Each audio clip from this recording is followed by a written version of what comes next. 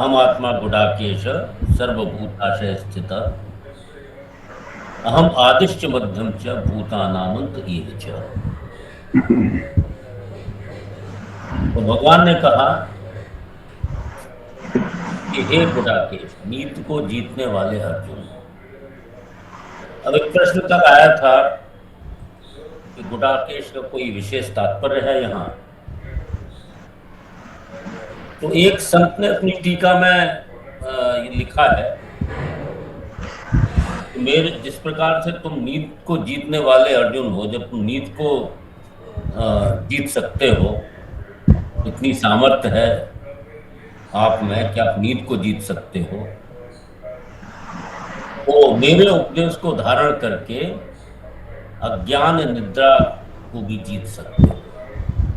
ये भाव उस संत ने दिया है गुडाकेश गुडाकेश कहने का। तो भगवान ने कहा, हे नीत को जीतने वाले अर्जुन, संपूर्ण प्राणियों आदि मध्य तथा अंत में मैं ही हूं और सर्वभूताशय स्थित, संपूर्ण प्राणियों के हृदय में स्थित आत्मा भी मैं ही हूं। तो इस श्लोक के अंदर भगवान ने सारे रूप से सब कुछ कह दिया। जब भगवान ने कह दिया कि संपूर्ण प्राणियों के आदि मध्य और अंत में वही है और संपूर्ण प्राणियों के हृदय में जो स्थित आत्मा है वही भगवान है, तो सार रूप से कह दिया। इस तरह से सार रूप से भगवान ने पूरे प्रकरण में 3 जगह सार रूप से ये बात कही है। आगे 32वें श्लोक और 39वें श्लोक में भी भगवान ने सार रूप से कह दिया। फिर 21वें श्लोक में भगवान ने कहा, आदित्या नाम अहम विष्णु ज्योतिषाम रविधंसुमान मारीचिर मृतामश्मी नक्षत्राण अहम शशि। मैं अदिति के पुत्रों में विष्णु हूं और प्रकाशमान वस्तुओं में अंशुमान रवि किरणों वाला सूर्य हूं और मरुताम मारीची हूं। मरुता जो 49 मरुत हैं उनका मैं तेज हूं और नक्षत्राणाम शशि अस्मि, और नक्षत्रों का अधिपति शशि मतलब चंद्रमा भी मैं ही। यहां तक हम कल पढ़ चुके हैं। अब आगे चलते हैं। वेदानां साम वेदोस्मि वेदानां साम वेदोऽस्मि देवानामस्मि वासवः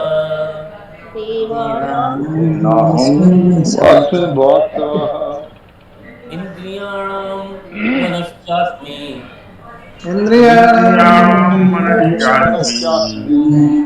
भूतानामस्मि चेतना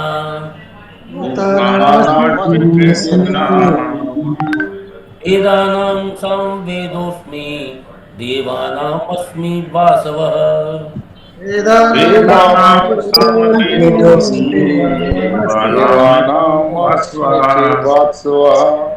इंद्रियाणां मनश्चास्मि भूतानामस्मि चेतना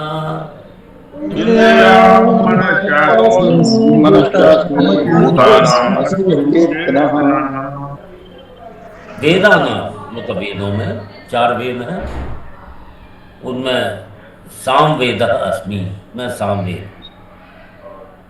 सामवेद में क्या विशेषता है? सामवेद की जितनी भी ऋचा है, जितने भी मंत्र है, वो संगीतमय है, वो गाने वाले हैं। जो दूसरे वेदों के अंदर जो मंत्र है वो गाने वाले नहीं है, उनको मतलब संगीत के साथ गाकर नहीं पढ़ा जा सकता है। और सामवेद के अंदर इंद्र रूप से भगवान की स्तुति की गई है उन गाने वाले मंत्रों से। वैसे तो सामवेद के अंदर लगभग 875 मंत्र बतलाए जाते हैं, जिसमें से 800 मंत्र जो है ऋग्वेद की है, लेकिन ये सारे संगीत में और गाने वाले मंत्र हैं और इंद्र की उपासना के लिए विशेष रूप से। तो भगवान ने कहा, वेदा नाम साम वेद अस्मि, मैं वेदों में सामवेद। देवा नाम अस्मि वासव, वासव होता है वासव मतलब इंद्र, और देवताओं के जो अधिपति हैं, जो राजा हैं, वो इंद्र हैं।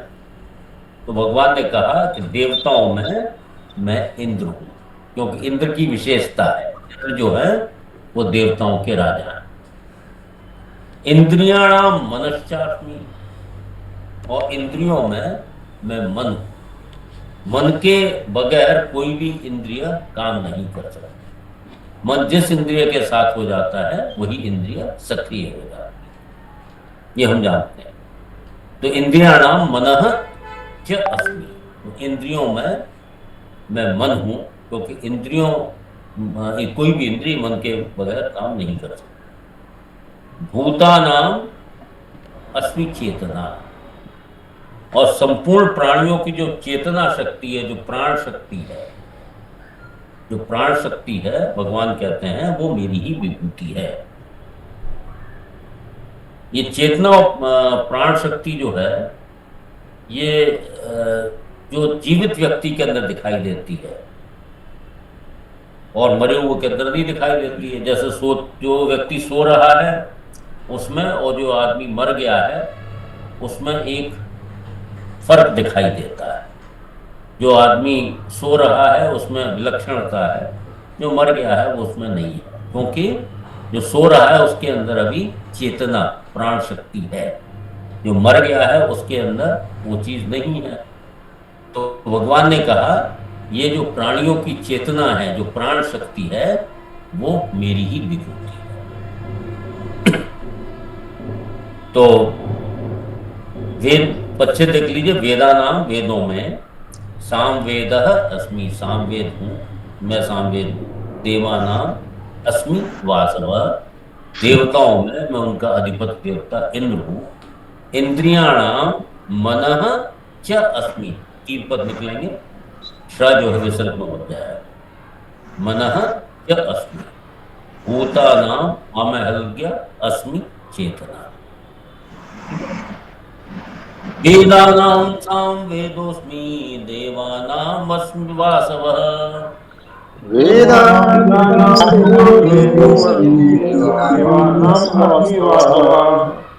इंद्रियाणां मनश्चास्मि, भूतानामस्मि देवचेतना।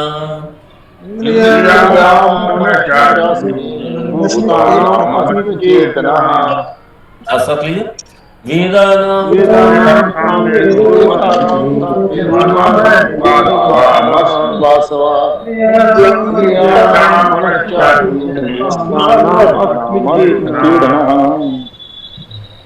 रुद्राणां शंकरश्चास्मि,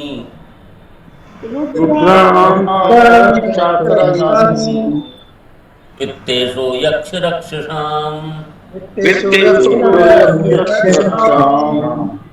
वसूनां पावकश्चास्मि,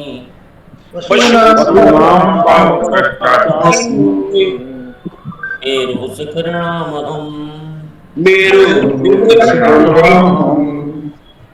रुद्राणां शंकरश्चास्मि, वित्तेषु यक्ष रक्षसाम्,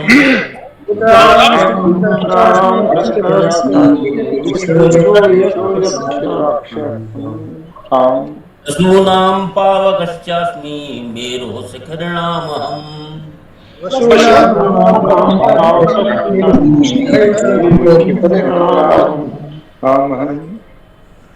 रुद्राणाम, जो 11 रुद्र हैं उनमें शंकरः च अस्मि, रुद्राणाम शंकरः, सा विसर्ग में बदला, च अस्मि। तो रुद्रों में शंकरः अस्मि, सारे 11 रुद्रों में मैं शंकर हूं, क्योंकि शंकर की ही मुख्यता है। 11 रुद्र जो है वो शंभु, हर, बहुरूप, त्र्यंबक, ये 11 रुद्र माने गए। उनमें शंकर सबके अधिपति हैं। ये कल्याण प्रदान करने वाले और कल्याण स्वरूप हैं, इसलिए भगवान ने इसको अपनी विभूति बताया। वित्तेषु, वित्तेशः, जब विसर्ग संधि लगी हुई है, वित्तेशः यक्ष रक्षसा, और वित्तेशः किसको बोलते हैं? कुबेर को। कुबेर यक्ष तथा राक्षसों के अधिपति हैं, और इनको धनाध्यक्ष के पद पर नियुक्त किया गया है। ये भी लोकपालों में आते हैं। तो धनाध्यक्ष के पद पर नियुक्त किया गया। सब यक्ष राक्षसों में मुख्य होने से यह भगवान की विभूति है। फिर कहा वसु नाम पावक च अस्मि। तो पच्चेद करेंगे तो श जो है विसर्ग में बदल जाएगा।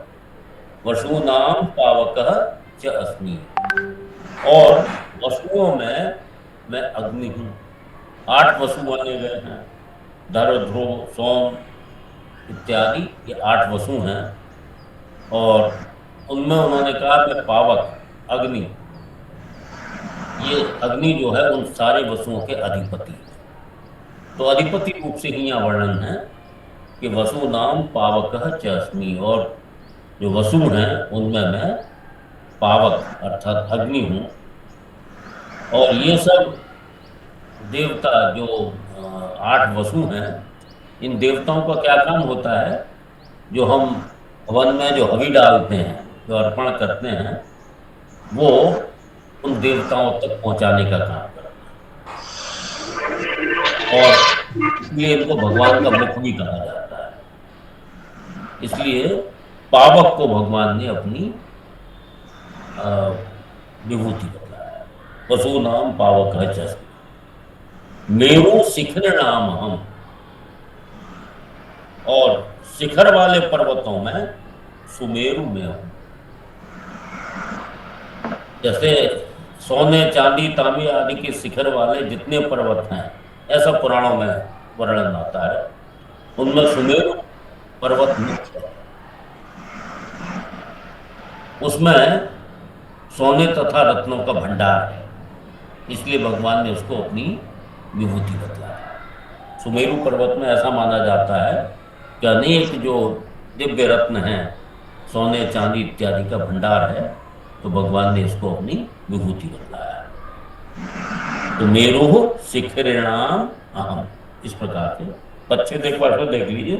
रुद्राणाम शंकर च अस्मि वित्तेश यक्ष रक्षसाम वसूनाम पावक च अस्मि मेरु शिखरिणाम अहम। ठीक है।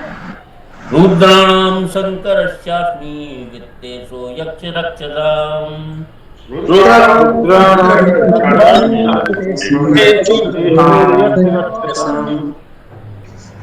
वसूनाम पावकश्चास्मि मेरु शिखरिणाम अहम।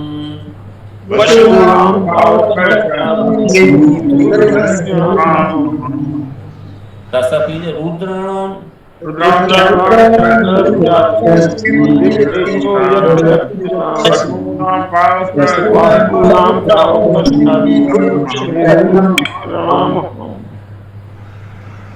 पुरोधसां च मुख्यं मां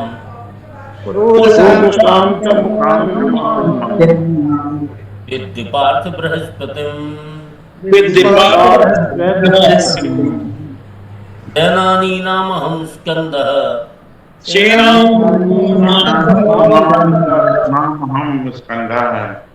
सरसामस्मि सागरः। पुरोधसां च मुख्यं मां विद्धि पार्थ बृहस्पतिम्।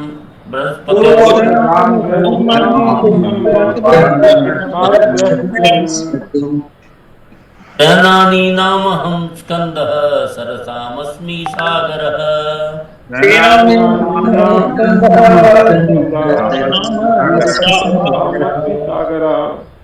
पुरोधसां, पुरोधसां मतलब पुरोहितों में जो मुख्य हैं कौन है? बृहस्पति। तो पुरोधसां मुख्यम बृहस्पतिम माम विद्धि। तो पुरोहितों में मुख्य बृहस्पति को मेरा ही स्वरूप विद्धि समझो। सेनानी नाम अहम स्कंदः। स्कंद आप जानते हैं कार्तिकेय जो षडमुख। तो सेनानी नाम सेनापतियों में स्कंदः कार्तिकेय। और सरसाम, सरसाम तो जलाशय, जलाशयों में सागरः अहम अस्मि। तो जलाशयों में मैं समुद्र हूँ, क्योंकि समुद्र सबसे बड़ा जलाशय होता है।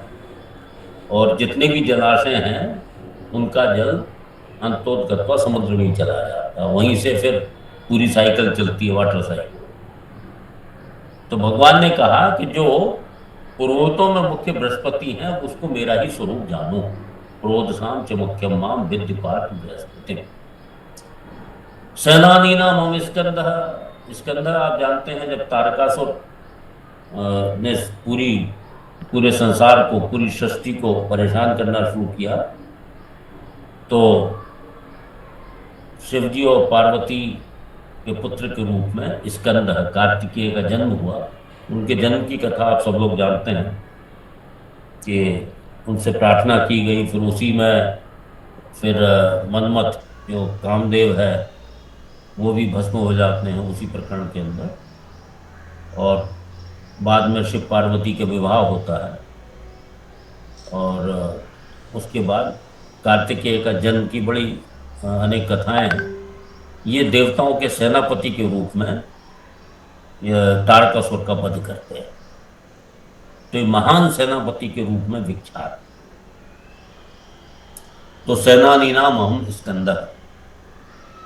तो कार्तिकेय शंकर जी के पुत्र हैं, इनके 6 मुख और 12 हाथ हैं, ये देवताओं के सेनापति हैं, और सारे संपूर्ण जितने भी सृष्टि के सेनापति हैं उनमें सबसे श्रेष्ठ माने जाते हैं।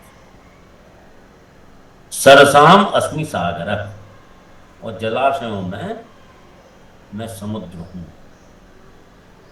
पृथ्वी पर जितने भी जलाशय सबसे बड़ा समुद्र ही होता है, तो इसलिए समुद्र संपूर्ण जलाशयों का अधिपति है। इसलिए भगवान ने कहा ये मेरी विभूति है। और जहां जहां विभूतियों की अलौकिकता दिखती है वो उनकी खुद की नहीं है, प्रत्युत भगवान की है और भगवान से ही आती है। अतः इनको देखने पर भगवान की ही स्मृति होनी चाहिए। जितनी भी विभूतियां हैं उनको देखने पर, उनको सुनने पर केवल भगवान का ही स्मरण आना चाहिए। ये भगवान फिर 41वें श्लोक में संक्षेप में कह देंगे, यदि विभूतिमत सत्वम श्रीमत उदित में वा तत्तदेव अवगच्छम् मम तेजोंश संभव। तो जो भी विशेषता कहीं भी नजर आए व्यक्ति में, किसी वस्तु में, किसी पदार्थ में, वो सब विशेषता भगवान की है। यही ये भाव यहाँ सब में किया जा रहा है। तो इसका पच्छेद देख लीजिए, प्रोद साम पुरोहितों में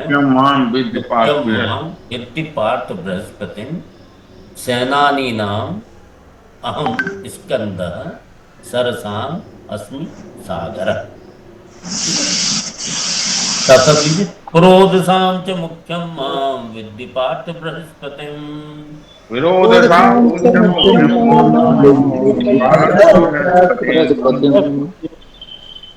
सेनानी नाम अहम स्कंदः सरसामस्मि सागर।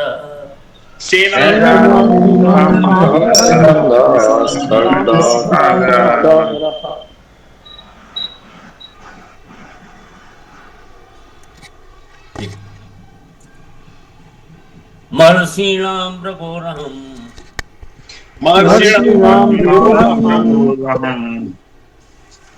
गिरामस्मीकाक्षरम्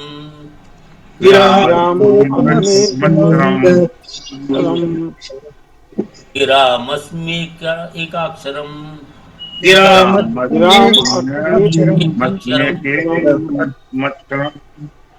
यज्ञानां जब यज्ञोस्मि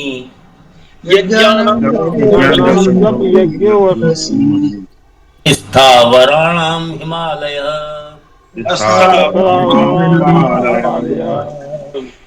महर्षिणाम भृगुः अहम।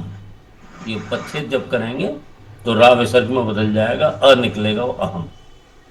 तो महर्षिणाम भृगुः, महर्षियों में भृगु, और भृगु ऋषि के मान को तो आप जानते हैं। भृगु, अत्रि, मारीच आदि महर्षियों में भृगु जी बड़े भक्त और ज्ञानी और तेजस्वी। एक बार इनको ये कार्य सौंपा गया कि ब्रह्मा, विष्णु, महेश, इनमें सबसे श्रेष्ठ कौन है। इसकी कथाएं आती हैं, तो उसमें संक्षेप में बताते हैं। उसमें ये कथा आती है कि सबसे पहले वो ब्रह्मा जी के पास गए, और ब्रह्मा जी के मानस पुत्र माने जाते हैं, तो वहां ब्रह्मा जी की सभा चल रही थी। तो सभा में गए और ब्रह्मा जी के जो सबसे निकट है वहां जाके बगैर उनकी अनुमति के बैठ गए। तो ब्रह्मा जी को बड़ा क्रोध आया। ब्रह्मा जी वहां से उठ के चले गए। फिर वो शंकर जी की परीक्षा चल रही है उनकी, इनमें श्रेष्ठ कौन। उसके बाद वे शंकर जी के पास गए। तो शंकर जी ने बड़ा स्वागत किया। तो उनको कह दिया, अरे अरे दूर हटो दूर हटो। वो मिलने आए तो उन्होंने कहा दूर हटो। शंकर जी जो है वो काफी क्रोधित हो गए। फिर पार्वती जी ने बात संभाल ली और वहां कोई कांड नहीं हुआ। उसके बाद वो क्षीर सागर में विष्णु भगवान के पास जाते हैं और वो सीधा उनकी छाती पर लात मार देते हैं। तो लक्ष्मी जी को बड़ा क्रोध आ जाता है। लेकिन भगवान ने अपनी कृपालुता दिखाते हुए उनसे कहते हैं कि हे ब्राह्मण श्रेष्ठ, कहीं पैर में चोट तो नहीं आई, और मुझसे गलती हो गई कि मुझे आपका स्वागत करना चाहिए था। इस प्रकार की एक कथा आती है। तो वो जो भृगुलता जो भगवान विष्णु के जो छाती पर जो है, वक्षस्थल पर जो रहती है, उसके विषय में यही कहानी है। और फिर भगवान विष्णु ने कहा कि ये जो आपके चरणों के चिन्ह हैं मैं सदैव धारण करूंगा, ताकि मुझे याद रहेगा कि आपका जो मैंने स्वागत नहीं किया उसके विषय में ये मुझे याद दिलाता रहेगा। इस प्रकार से उन्होंने जो भृगु के चरण चिन्ह है अपनी छाती पर धारण किए हुए। तो उससे ही ये सिद्ध हुआ कि विष्णु भगवान को उन्होंने सबसे श्रेष्ठ डिक्लेयर कर दिया। ये परीक्षा इस तरह एक तरह की एक पौराणिक कथा थी। तो महर्षि राम भृगु अहम, तो महर्षियों में मैं भृगु हूं। और अ, गिराम गिराम अस्मि एक अक्षरम, ये जो पच्छेद करेंगे तो गिराम आ लगा, ये हल लगा तो आ गया, अस्मि या यण संधि लगी अस्मि एक अक्षरम। तो कहा गिराम मतलब वाणियों में, शब्दों में मैं एक अक्षर, अर्थात एक अक्षर ब्रह्म किसको बोलते हैं, ओमकार प्रणव। तो गिराम एकम अक्षरम अहम, के वाणियों में शब्दों में मैं एक अक्षर अर्थात प्रणव हूं। प्रणव की विशेषता तो आप जानते हैं कि ये तो भगवत स्वरूप माने जाते हैं प्रणव। अ उ ये तीन उसके अंदर पद हैं, अ उ उसके बाद शांति। अ जो है ब्रह्मा का स्वरूप माना गया है, उ जो है विष्णु का स्वरूप माना गया है, और जो मां रहता है वो शिव जी का स्वरूप माना गया है। और उसके बाद अ, उसके बाद एक जो शांति आती है, मतलब उसके बाद जो चुप्पी जो आती है वही परमात्म स्वरूप माना गया है। ओम, अब ये ओम कहने के बाद जो एकदम से साइलेंस आया, यही परमात्म स्वरूप है। और इसको असलियत में अनेक व्याख्या है। अ को जो है वो जागृत अवस्था, ऊ को ये स्वप्नावस्था, और माँ को जो है सुसुप्ति अवस्था। और इन तीनों अवस्थाओं को धारण करने वाली जो जो शांति जो आती है, जो गैप आता है, जो साइलेंस आती है, उसको आत्मस्वरूप माना गया है। ठीक है। तो ओम गिराम अस्मि एक अक्षरम, तो वाणियों में शब्दों में मैं एक अक्षर अर्थात प्रणव। और जितने भी ऋचाएं होती हैं, जितने भी मंत्र होते हैं, वो ओम से ही शुरुआत होते हैं। तो ओम की बड़ी महत्ता है। ओम से ही त्रिपदा गायत्री की उत्पत्ति मानी जाती है। यज्ञानाम जप यज्ञोस्मि, और संपूर्ण यज्ञों में जप यज्ञ मैं हूं। और स्थावराणाम हिमालय, और स्थिर रहने वालों में हिमालय मैं हूं। तो यज्ञा नाम जपो यज्ञ अस्मि। तो यज्ञों में मैं जप यज्ञ हूँ। मंत्रों से जितने भी यज्ञ किए जाते हैं उनमें अनेक वस्तु पदार्थों की विधियों की आवश्यकता पड़ती है और उनको करने में कुछ न कुछ दोष आ ही जाता है। परंतु जप यज्ञ अर्थात भगवान नाम का जप करने में किसी पदार्थ या विधि की आवश्यकता नहीं पड़ती। इसको करने में दोष आना तो दूर रहा, तब तो सभी दोष नष्ट हो जाते। इसीलिए भगवान ने जप यज्ञ को श्रेष्ठ माना। केवल भगवान का जप करना है, माला लेके जो जप करते हैं, लेकिन उसमें एक ही चीज है कि ऐसा नहीं होना चाहिए कि मुंह में जो है वो तो जप चल रहा है लेकिन दिमाग कहीं इधर उधर भटक रहा है। इस चीज की सावधानी इसमें रखनी पड़ती है। तो भगवान ने कहा इसमें कोई भी विधि इत्यादि की आवश्यकता नहीं है, केवल नाम जप चलता रहता है। तो भगवान ने कहा यज्ञा नाम जप यज्ञो अस्मि। तो यज्ञों में जो जप यज्ञ है वो मेरी विभूति है। स्थावराणाम हिमालय, स्थिर रहने वाले जितने भी पर्वत हैं उन सब में हिमालय तपस्या का स्थल होने से महान और पवित्र है। जितने भी ऋषि मुनि हमारे हुए हैं उनका जो तपोभूमि थी वो हिमालय है। और अनेक नदियां यहाँ से निकलती हैं, गंगा यमुना आज जितनी भी, और ये सब पवित्र नदियां हैं, ये सभी प्राय हिमालय से प्रकट होती हैं। इसलिए भगवान ने हिमालय को अपना विभूति बतलाया। नर नारायण ऋषि भी हिमालय में जगत के कल्याण के लिए आज भी तपस्या कर रहे हैं, ऐसी मान्यता है। हिमालय भगवान शंकर की ससुराल है और स्वयं शंकर भी इसी के एक शिखर कैलाश पर्वत पर रहते हैं। अच्छा, ये बड़ा इंटरेस्टिंग है कि हमारे भगवान लोग जो हैं वो ससुराल में ही रहते हैं। जैसे शंकर जी जो हैं वो अपनी ससुराल में रहते हैं, विष्णु भगवान भी अपनी ससुराल में रहते हैं, क्योंकि लक्ष्मी जी जो हैं वो समुद्र की कन्याएं हैं और वो समुद्र में ही रहते हैं। तो ये थोड़ा सा बड़ा इंटरेस्टिंग लगता है कि शंकर जी भी अपनी ससुराल में हैं और विष्णु भगवान भी अपनी ससुराल में हैं। यार वो अलग विषय। स्थावराणाम हिमालय, तो स्थिर रहने वाले जितने भी पर्वत हैं उन सब में हिमालय की मुख्यता है, इसलिए भगवान ने उसको अपनी विभूति बतलाया। ठीक है, बच्चे देख लीजिए, महर्षि नाम रघु, रा जो है वो विसर्ग में बदलेगा, अहम, गिराम, माँ में हल लगा, अस्मि, ये यण संधि लगी इसलिए गिराम अस्मि, इस तरह से पद बन गया है। गिराम अस्मि एक अक्षरम, एक ओंकार प्रणाम। यज्ञानाम जप यज्ञ अस्मि, यहाँ पहले विसर्ग संधि लगी है, उसके बाद पूर्व रूप संधि लग गई है, जप यज्ञ अस्मि। स्थावराणाम हिमालय, और स्थिर रहने वाले पर्वतों में भगवान ने हिमालय को अपनी विभूति बताया। हाँ, महर्षीणाम प्रभुरहम गिरामस्यैकक्षरम, महर्षीणां भृगुरहं गिरामश्चैकमक्षरम्। यज्ञानाम जप यज्ञोस्मि स्थावराणाम हिमालय। यज्ञानां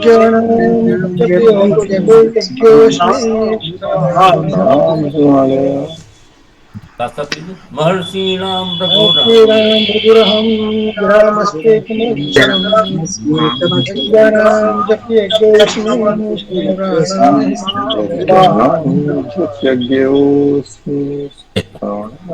हाँ, अमिताभ जी बहुत देर से आपने हाथ उठा रखा है, बोलिए। जी प्रणाम सर। सर प्रणाम। 2-3 क्वेश्चन थे।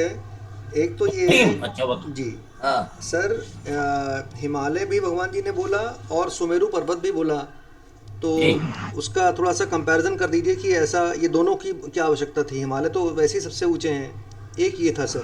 दूसरा ये है कि हम लोगों के मनुष्य के जीवन में इन सभी रुद्र लोगों का और सभी यक्षों का कोई रोल है सर? हम लोग को किसी प्रकार से मतलब कुछ विशेष ध्यान रखना चाहिए इन लोगों का? भाई जो यक्ष राक्षसों के जो अधिपति है वो कुबेर हैं। अब आपको धन चाहिए या नहीं चाहिए ये आपको डिसाइड करना है, यही रोल है।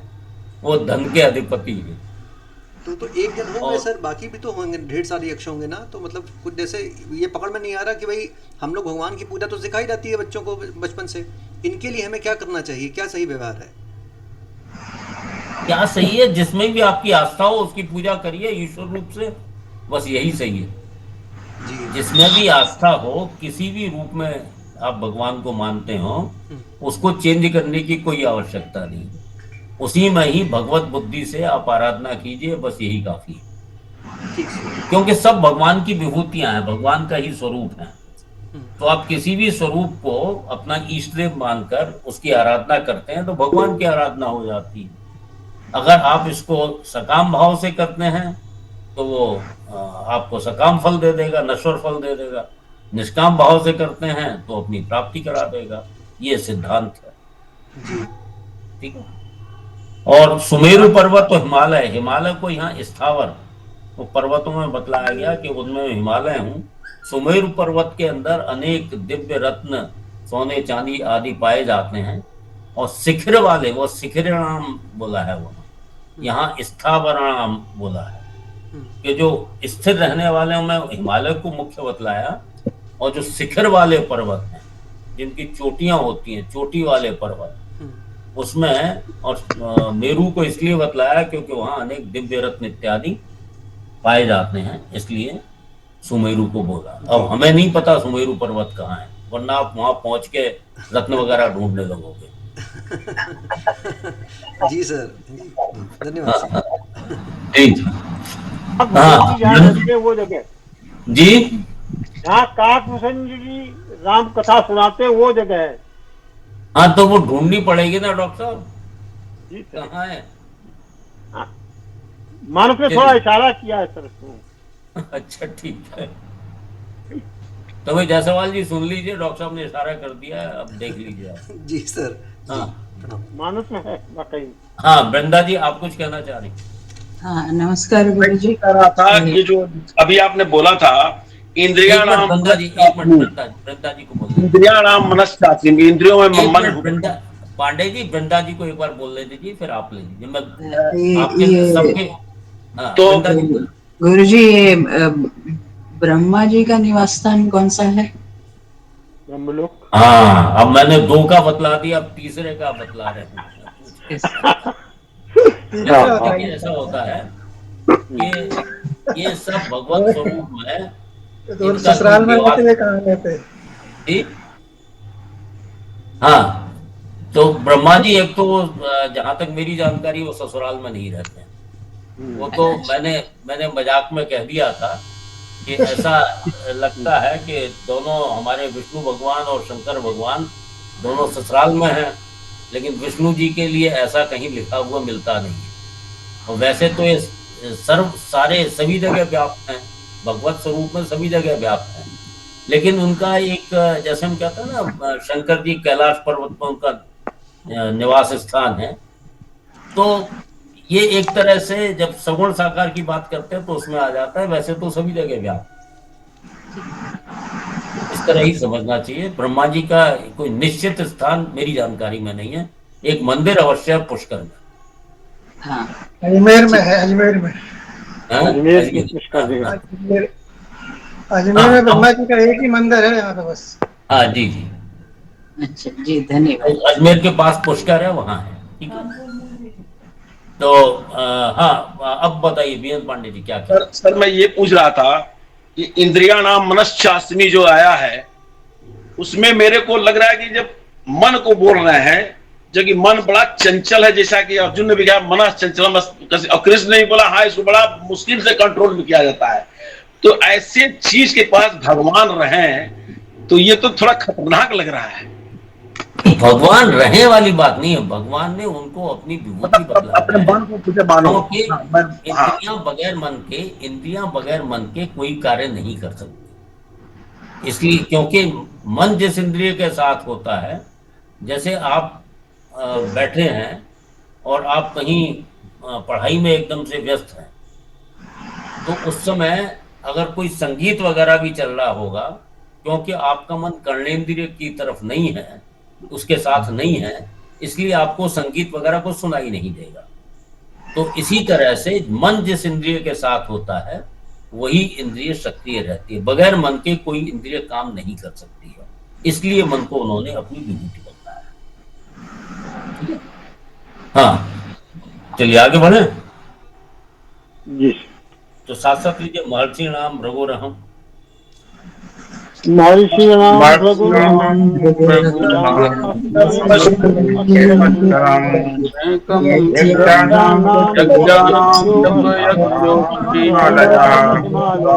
हिमालय अश्वत्थः सर्ववृक्षाणाम् सर्ववृक्षाणां देवर्षीणां च नारदः गन्धर्वाणां चित्ररथः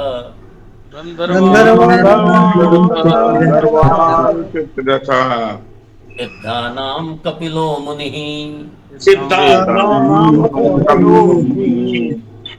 अश्वत्थः सर्ववृक्षाणां देवर्षीणां च नारदः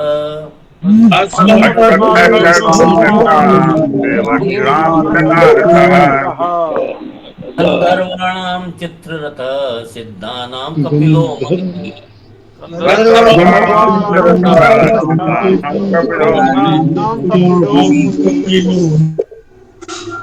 अश्वत्थः पीपल, अश्वत्थः सर्ववृक्षाणाम, तो सर्ववृक्षाणाम संपूर्ण वृक्षों में अश्वत्थः में पीपल को भगवान ने अपनी विभूति बतलाई।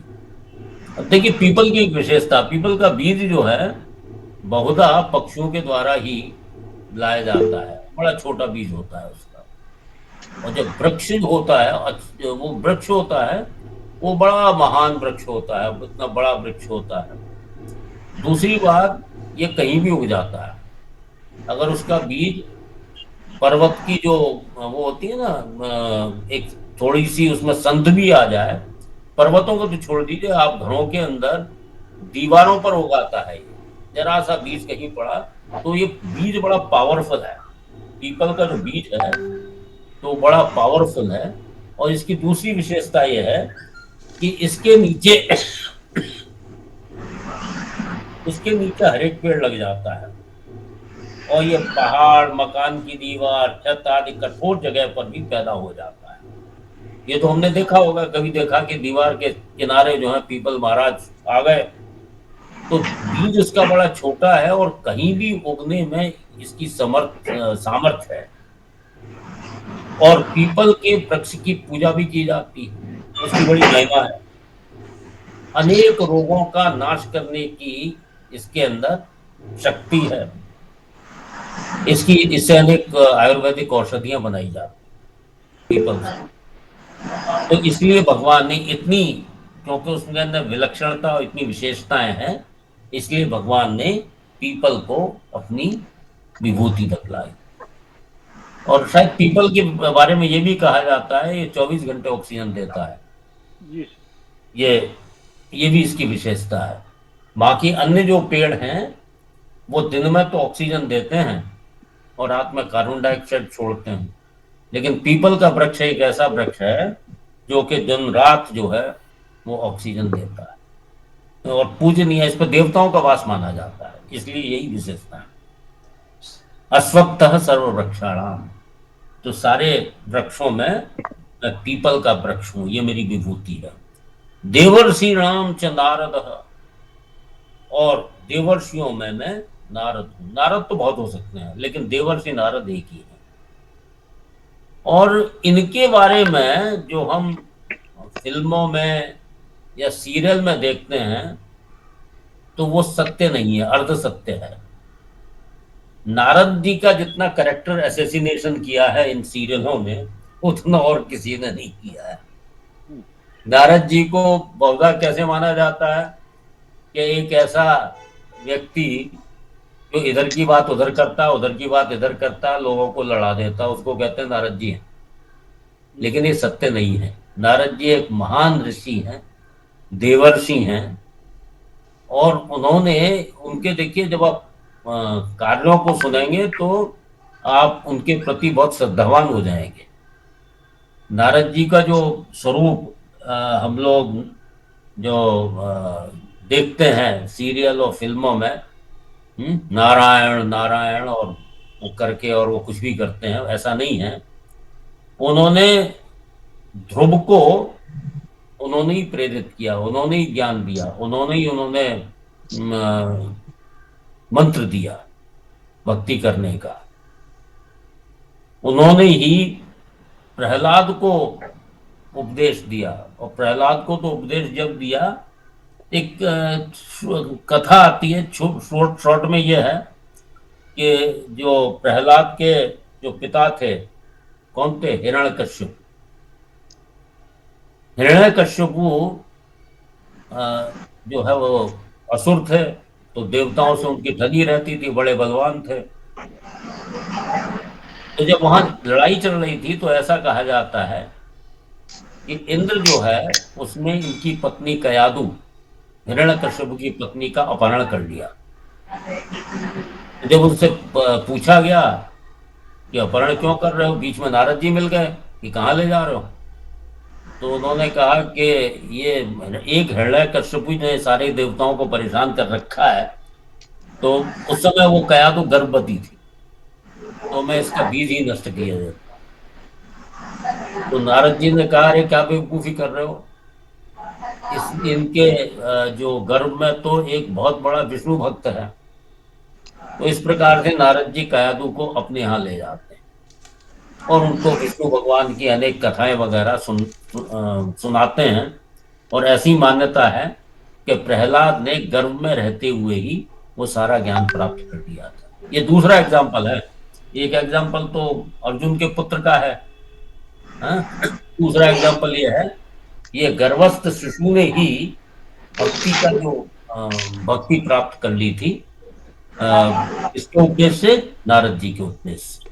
और बाद में प्रहलाद की कथा आप जानते हैं, वो बहुत बड़े विष्णु भक्त थे, और हालांकि दैत्य होते हुए भी इतने बड़े विष्णु भक्त थे। देवर्षि नाम च नारद, और नारद जी ने ही व्यास जी को उपदेश दिया था, जिसके द्वारा उन्होंने महाभारत की रचना की। महाभारत की रचना के बाद भी व्यास जी थोड़े से क्षुब्ध थे कि भी कुछ पता नहीं, इतना बड़ा ग्रंथ लिख दिया लेकिन कुछ आनंद नहीं आ रहा। तो नारद जी उनको मिल गए, तो नारद जी ने उनको बतलाया कि भाई आनंद इसलिए नहीं आ रहा है कि तुमने बहुत सारी बातें कह दी उसमें, लेकिन भगवान का जो नाम है वो मुख्यता से नहीं कहा, विशेषता से नहीं कहा। तो उसके लिए क्या करना चाहिए? उन्होंने कहा भागवत जो है ना, भागवत महापुराण, भागवत की रचना कीजिए। तो व्यास जी ने फिर उसके बाद भागवत की रचना की। और जो वाल्मीकि जी को भी नारद जी ने उपदेश दिया था, जिससे उन्होंने वाल्मीकि रामायण। तो नारद जी एक महान व्यक्ति थे, जो हम सीरियलों वगैरह में देखते हैं वो उनका असली स्वरूप नहीं है। वो उनका जो है, जैसा मैंने मजाक में कहा था, करेक्टर असोसिएशन। तो देवर्षि नाम च नारद, और देवर्षियों में भगवान ने नारद जी को अपनी विभूति बतलाई। नारद जी जो हैं भगवान के मन के अनुसार चलते हैं। भगवान को जैसी लीला करनी होती है वो पहले से ही वैसी भूमिका तैयार कर देते हैं। इसलिए नारद जी को भगवान का मन कहा गया है। वे सदा वीणा लेकर भगवान के गुण गाते हुए घूमते हैं। और बाकी आपको कहानियां बताएं कि वाल्मीकि, व्यास जी, ध्रुव जी, प्रहलाद, इन सबको नारद जी के उपदेशों से ये प्रेरित होके भगवान की भक्ति में लगे। ठीक है। गंधर्वाणाम चित्ररथ, और ये गंधर्व कौन होते हैं? गंधर्व जो हैं स्वर्गलोक के गायक होते हैं, संगीतकार होते हैं। तो स्वर्ग के गायकों को गंधर्व कहते हैं। उन सभी गंधर्वों में चित्ररथ मुख्य है। चित्ररथ ने ही वो जो अर्जुन को घोड़े दिए थे, जो 100 घोड़े अर्जुन को दिए थे, जो उसके रथ में जुटते थे, और वो कभी कम नहीं होते थे। तो वो चित्ररथ के द्वारा ही उनको दिए गए थे। और अर्जुन ने ही जो गान विद्या, जो बाद में गान विद्या उन्होंने सिखाई थी उत्तरा को, लेकिन गान विद्या सीखी उन्होंने चित्ररथ से थी। ठीक है, तो गान विद्या में अत्यंत निपुण और गंधर्व में मुख्य होने से भगवान ने इनको अपनी विभूति बतलाया। गंधर्वाणाम चित्ररथ सिद्धानाम कपिलो मुनि, और सिद्धों में मैं कपिल मुनि। सिद्ध दो प्रकार के माने गए हैं, एक जो साधन करके सिद्ध बनते हैं और दूसरे जो जन्मजात सिद्ध होते हैं, जिनको हम आदि सिद्ध बोलते हैं। तो कपिल जी जो हैं वो आदि सिद्ध महात्मा माने जाते हैं। वे करदम जी और देवहूति की संतान थे। वे सांख्य के आचार्य और संपूर्ण सिद्धों के गणाधीश हैं। वो सांख्य शास्त्र कपिल मुनि ने ही सांख्य शास्त्र की विवेचना की थी, इसलिए भगवान ने इनको अपनी विभूति बताया। ये जितनी भी विभूतियां हैं इसमें भगवत भाव से देखना चाहिए कि ये सारी जो विशेषता हैं ये भगवान से इन सभी में आई हैं। ठीक है, पश्चिम देख लीजिए। अश्वत्थः सर्ववृक्षाणाम देवर्षीणाम च नारदः गंधर्वाणाम चित्ररथ सिद्धानाम कपिलः मुनिः। यहाँ विसर्ग संधि। ठीक है, अश्वत्थः सर्ववृक्षाणाम देवर्षीणाम च नारदः अस्वस्थ अश्वत्था सर्ववृक्षाणां देवर्षीणां च नारदः गंधर्वाणाम चित्ररथ सिद्धानाम कपिलो मुनिः।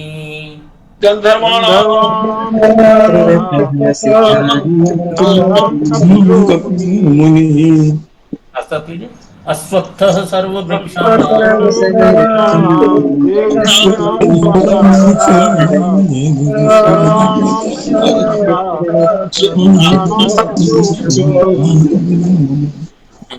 शिवेंद्र अग्रवाल जी कुछ कहना चाहते हैं?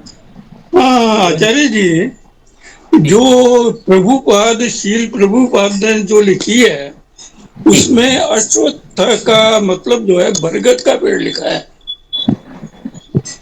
अब अश्वत्था का जो साधारण मतलब तो पीपल का पेड़ ही लिया जाता है, और बरगद का पेड़ अब प्रभुपाद जी ने लिखा है तो सही होगा।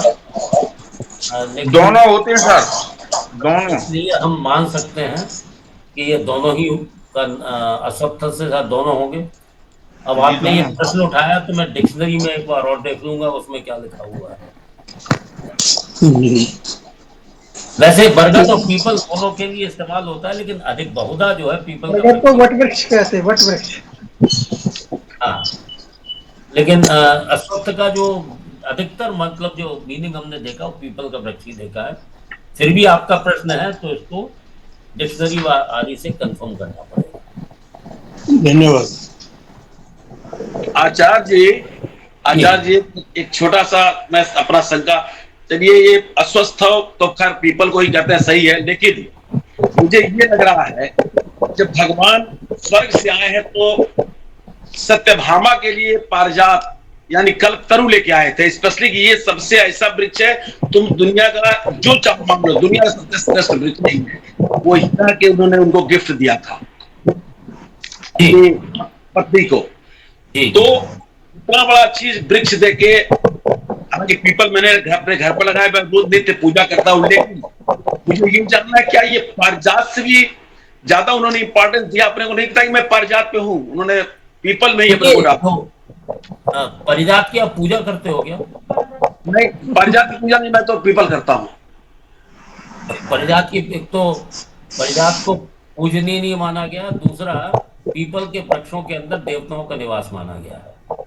दूसरी बात यह है, अभी बतलाया कि पीपल का वृक्ष जो है कहीं भी उग जाता है, वो पहाड़ों में भी उग जाता है, दीवारों में उग जाता है, इतना पावरफुल उसके अंदर ये शक्ति है। तो इसलिए भगवान ने उसको अपनी विभूति बतलाया। ठीक है, पारिजात सही है, सत्यभामा के लिए लाया गया था, स्वर्ग से लाया गया था, लेकिन उसमें वो विशेषताएं नहीं पाई गई जो भगवान ने उसको अपनी विभूति के रूप में स्वीकार नहीं किया गया। अच्छा चलो आचार्य जी एक बात कहना चाहूंगा, अनुमति कीजिए। ये जो गर्भस्थ अवस्था में जिन जिन शिशुओं ने ज्ञान प्राप्त किया उसमें एक अष्टावक्र जी भी आते हैं। जी हाँ जिन जिन हाँ लोगों ने उसमें अष्टावक्र जी भी आते हैं। अष्टावक्र जी हैं, ठीक है उसमें भी आते हैं, अष्टावक्र जी भी आते हैं, सही बात। और ये तो बात सही है, अष्टावक्र जी ने भी उस तरह से ही किया था। और वो तो अपने पिता को टोक रहे थे तो उन्होंने श्राप दे दिया, टेढ़े फिरे हो जाओ हाथ से। अष्टावक्र जनक के गुरु थे। तो ये पीपल के वृक्ष के बारे में जो लोग कहते हैं, अब पता नहीं कहाँ तक सही है, आप बताएं। ये कहते हैं कि जैसे पीपल का पेड़ है उसके नीचे अगर कहीं भी देखिए तो आप कहीं भी पीपल जमा हुआ नहीं दिखाई देगा उसका, जबकि बीज गिरता है। लेकिन चिड़िया खाती हैं और उसके बाद से क्या होता है बता दें, चिड़ियों के पेट में वो प्रोसेस कुछ हो जाता है ऐसा कि चिड़िया जहाँ बैठती है वहां से उसका जो बीज गिरता है तो वो जमता है। हाँ ऐसा ही है, चिड़िया के माध्यम से पता है वो जमता नहीं तो अपने आप नहीं जमता कभी भी। चिड़िया नहीं, कौवा। वट वृक्ष और पीपल है, ये चिड़िया जब उसको खा लेती हैं, वीट करती हैं, उसमें प्रोसेस होके आता है तभी उगता है। तभी पेड़ों पे दीवारों पे कहीं भी उग जाता है। हाँ इसलिए कहा उसका बीज इतना सूक्ष्म होता है, वैसे बोइए तो नहीं जमेगा। हाँ और वो पीपल के अलावा और कहीं इस तरह से इतना पावरफुल बीज कोई नहीं होता है कि जो कहीं भी जम जाए। ठीक है, इसलिए चलिए ठीक है। इसके लिए वो चिड़िया नहीं खाती हैं आचार्य जी, कौवे, ओनली कौवा, केवल कौवा के लिए दिया गया है। और इसीलिए लोग हम हिंदू धर्म में जो हम लोग पितृपक्ष में पूजा करते हैं कौवों को खिलाते हैं। वो भी जो महीना आता है वो जो अभी 2 महीने बाद आएगा, ठीक है, श्राद्ध वगैरह के समय उनके प्रेगनेंसी का वो थे तो उनका बच्चे स्वस्थ हो ताकि वो ज्यादा से ज्यादा पेड़ पैदा, ये बाकायदे आचार्य तो बता चुके हैं। चलिए बहुत आरंडी की हुई है आप लोगों ने। चलिए हाँ, तो आज यहीं तक शांति पाठ। हाँ शिवेंद्र जोल जी कुछ कहना चाह रहे थे, हाथ उठा हुआ था। शांति पाठ कह रहा कुछ। हाँ अमिताभ का तो राइट हैंड है अभी। अमिताभ जी ये शांति पाठ के बाद आपका प्रश्न ले लेंगे जी। हाँ शांति पाठ। सर्वे भवन्तु सुखिनः,